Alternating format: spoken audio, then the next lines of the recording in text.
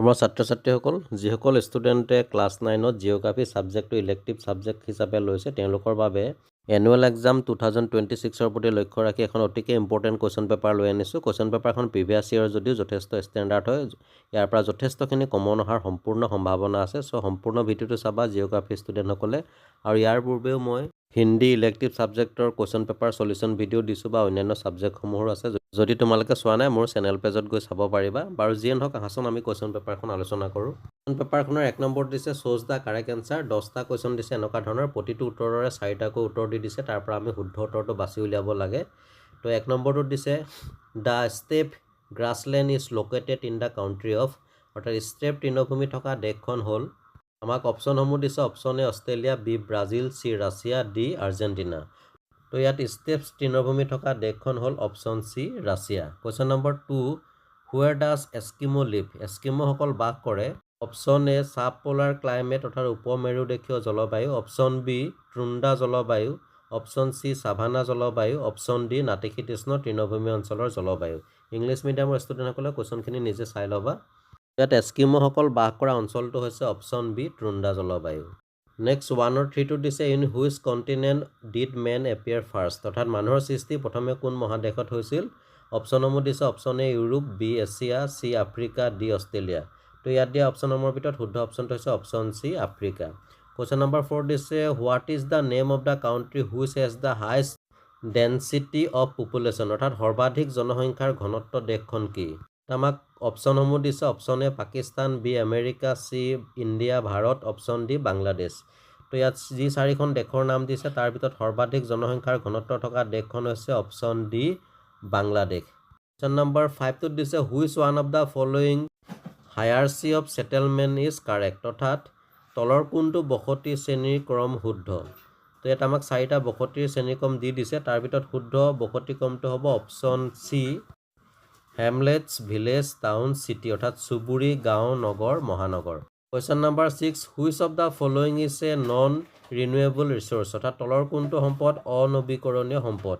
ইয়াত অপশ্যনসমূহ দিছে অপশ্যন এ এয়াৰ বায়ু, অপশ্যন বি নলেজ জ্ঞান, চি ৱাটাৰ পানী, ডি কয়ল কয়লা। তো ইয়াত নন ৰিনিউৱেবল ৰিচোৰ্চটো হ'ব অপশ্যন ডি কয়ল অৰ্থাৎ কয়লা।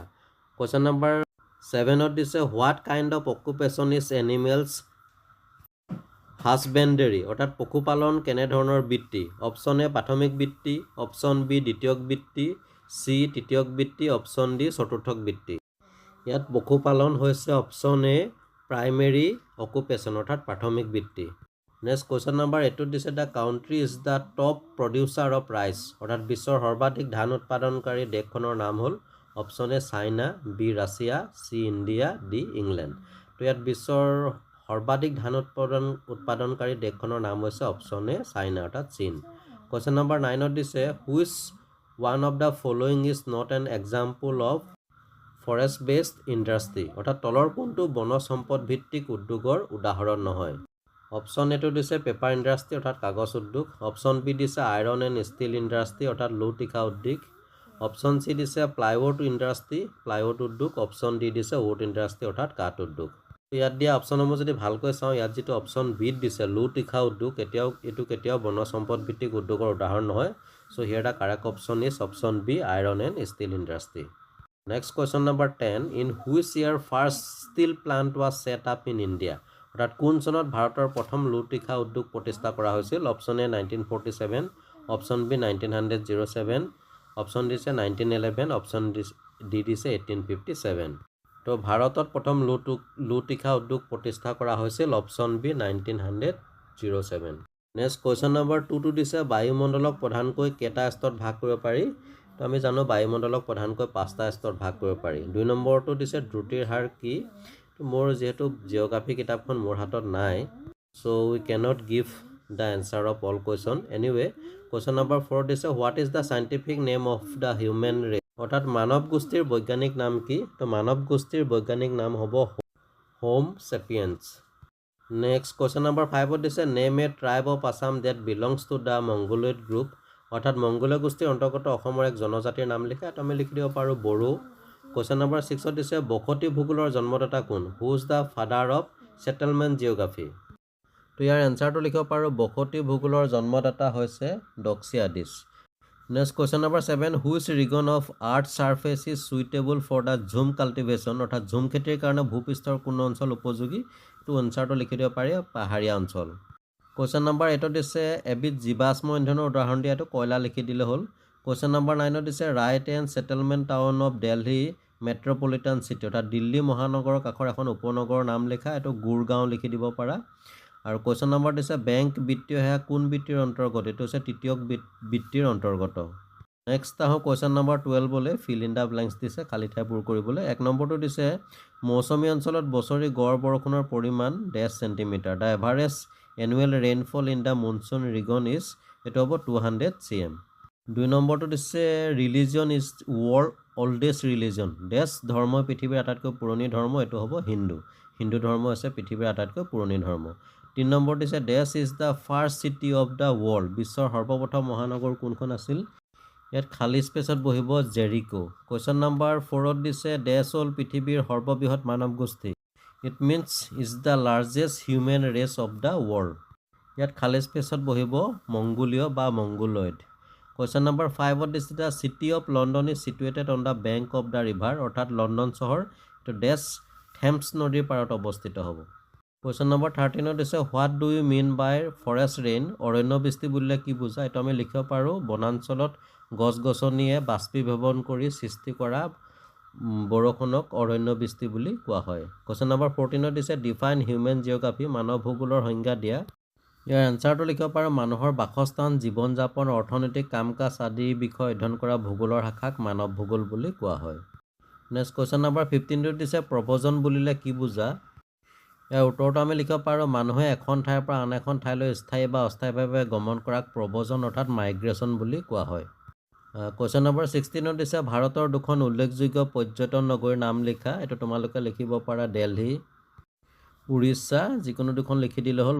নেক্সট কুৱেশ্যন নম্বৰ 17 দিছে what are the major 2 division of the Buddhism, অৰ্থাৎ বৌদ্ধ ধৰ্মৰ প্ৰধান ভাগ দুটা কি কি? এইটো হিনজান আৰু মহাযান। নেক্সট কুৱেশ্যন নম্বৰ 18 দিছে what is the house hold industry, ঘৰুৱা উদ্যোগ কি? ইয়াৰ এনচাৰটো লিখিব পাৰোঁ ঘৰতে পৰিয়ালৰ সদস্যসকলে কৰা সৰু আকাৰৰ উদ্যোগ ঘৰুৱা উদ্যোগ অৰ্থাৎ হাউচ হোল্ড ইণ্ডাষ্ট্ৰি বুলি কোৱা হয়। Next question number 9 what are the 2 major tea producing countries in the world, বিশ্বৰ প্ৰধান চাহ উৎপাদনকাৰী ৰাষ্ট্ৰ 2খন কি কি? এইটো তোমালোকে লিখি দিব পাৰা ভাৰতবৰ্ষ আৰু চীন। নেক্সট কুৱেশ্যন নম্বৰ 20 দিছে write the name of 3 countries of the world in which monsoon climate prevail, অৰ্থাৎ মৌচুমী জলবায়ুৰ অন্তৰ্গত পৃথিৱীৰ যিকোনো 3খন দেশৰ নাম লিখা, এইটো তোমালোকে ভাৰত, বাংলাদেশ, ম্যানমাৰ লিখি দিলে হ'ব। কুৱেশ্যন নম্বৰ 21 দিছে নিগ্ৰোইড গোষ্ঠীৰ 3টা দৈহিক বৈশিষ্ট্য লিখা। তো ইয়াত নিগ্ৰোইড গোষ্ঠীৰ 3টা দৈহিক বৈশিষ্ট্য হ'ব 1 গাঢ় কলা বৰ্ণ, 2 কেঁচা চুলি, 3 চৰুৱা নাক। এইটো তোমালোকে দেখি থাকা নিগ্ৰোসকলৰ ক্ষেত্ৰত টিভি বা বিভিন্ন চিনেমাত দেখিছা নিশ্চয়। কুৱেশ্যন নম্বৰ 22 দিছে আন্তঃৰাষ্ট্ৰীয় প্ৰব্ৰজন বুলিলে কি বুজা? আন্তঃৰাষ্ট্ৰীয় প্ৰব্ৰজনৰ ফলাফলৰ বিষয়ে চমুকৈ লিখা। এতিয়া এনচাৰটো লিখিব পাৰা আন্তৰ্জাতিক প্ৰব্ৰজন বুলিলে এখন দেশৰ পৰা আন এখন দেশলৈ মানুহৰ গমনক বুজায়। ইয়াৰ ফলাফল হৈছে জনসংখ্যাৰ গঠন সলনি হয়, শ্ৰম শক্তিৰ বৃদ্ধি বা হ্ৰাস হয়। অৱশ্যে কুৱেশ্যনটো যিহেতু 3 মাৰ্কছ আছে আৰু অলপ লিখিব লাগিব, মোৰ হাতত টেক্সট বুকখন নথকাৰ বাবে মই বিশেষভাৱে ইয়াত ক'ব পৰা নাই তোমালোকক। কুৱেশ্যন নম্বৰ 23 দিছে বসতি শ্ৰেণীক্ৰম বুলিলে কি বুজা? চিত্ৰসহ বুজাই লিখা। তো ডিয়াৰ ষ্টুডেণ্ট বাকী কুৱেশ্যনসমূহ তোমালোকৰ বাবে আগবঢ়ালোঁ, এইখিনি তোমালোকে ভালকৈ ঘৰত প্ৰেক্টিছ কৰিবা। নিশ্চয় তোমালোকৰ আপকামিং এনুৱেল এক্সাম 2026ত জিঅ'গ্ৰাফীৰ যিখন ইলেক্টিভ ছাবজেক্টৰ পেপাৰ তাত যথেষ্টখিনি সহায়ক হ'ব বুলি আশা কৰিছোঁ এই ভিডিঅ'টোৰ পৰা। আৰু মোৰ হাতত যিহেতু টেক্সট বুকখন নাই, গতিকে মই এনচাৰখিনি তোমালোকক দিব পৰা নাই। আশা কৰোঁ তোমালোকে কিতাপৰ পৰা ইয়াৰ এনচাৰখিনি বিচাৰি ল'ব পাৰিবা। তোমালোকৰ হেল্পৰ বাবে মই সদায় আছোঁ, যিমানখিনি পাৰোঁ মোৰ ফালৰ পৰা চেষ্টা কৰি যাম। আৰু ইয়াৰ দ্বাৰাতো যদি তোমালোক কিঞ্চিত পৰিমাণৰ সাফল্য লাভ কৰা তাতে মই ছেটিছফাইড। এনিৱে তোমালোকৰ এক্সামৰ বাবে শুভেচ্ছা থাকিল। তো চাই থাকিবা RB লাৰ্ণ কাম এণ্টাৰটেইনমেণ্ট। আন এটা ভিডিঅ'ত পুনৰ লগ পাম। আজিলৈ আহোঁ, ধন্যবাদ। আৰু শেষত কওঁ ভিডিঅ'টো যদি ভাল লাগিলে লাইক এটা কৰি যিমান পাৰা তোমালোকৰ ফ্ৰেণ্ডলৈ শ্বেয়াৰ কৰি দিবা।